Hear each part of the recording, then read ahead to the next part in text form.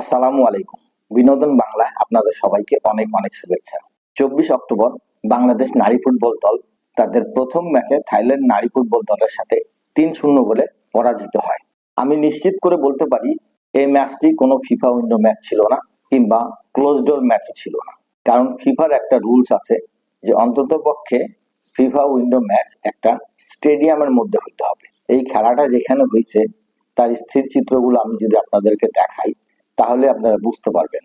খেলাটা থাইল্যান্ডের একটা ইউনিভার্সিটি মাঠে অনুষ্ঠিত হয়েছে।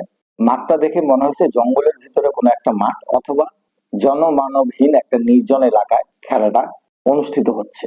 তবে পরিস্থিতি যাই হোক, যখন আপনি খেলতে নামবেন মাঠে, তখন আপনাকে আপনার সর্বোচ্চটা দিয়েই মাঠ থেকে জয় নিয়ে বের হয়ে আসতে হবে।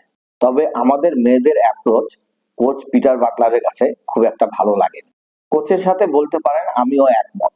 ইদানিং আমাদের মেয়েদের বডি ল্যাঙ্গুয়েজ দেখলে মনে হয় যেন তারা আকাশে উঠতেছে।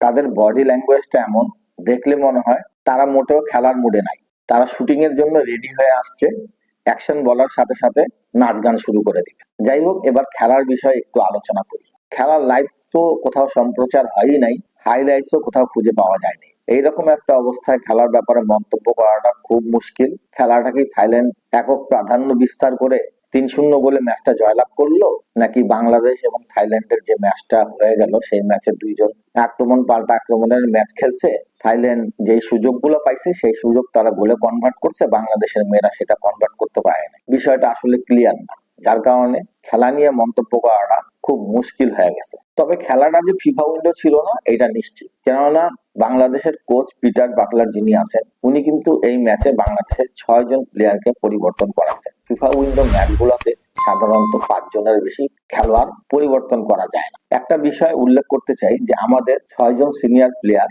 আত্ম অহমিকার কারণে দল থেকে বাইরে আছে, বেশ অনেকদিন যাবত দলের বাইরে আছে, এবং এই 6 জন প্লেয়ার আদৌ দলে ঢুকতে পারবেন কিনা সন্দেহ আছে।